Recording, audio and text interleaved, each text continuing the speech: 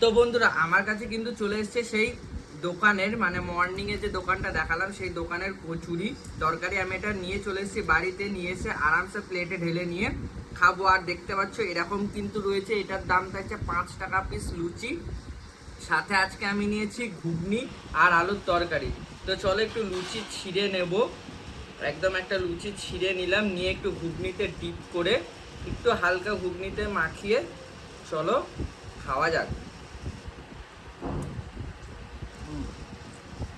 Overall যদি টেস্টের কথা বলি, নর্মালি লুচি যেরকম খেতে হয় তেমনই, কিন্তু ভেতরে হালকা যে কচুরিতে যেমন একটা ডালের পুর থাকে না, সেরকম একটা পুর কিন্তু এই লুচিটার মধ্যে ইউজ করেছেন এনারা।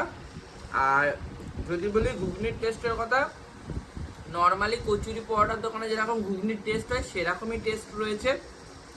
ওভারঅল ভালো, 5 টাকা পিসের যথেষ্ট ভালো আমি মনে করি। আর ওখানে দাঁড়িয়ে খেলে বা বসে খেলে তরকারি চাইলে পরেও দেওয়া হয়।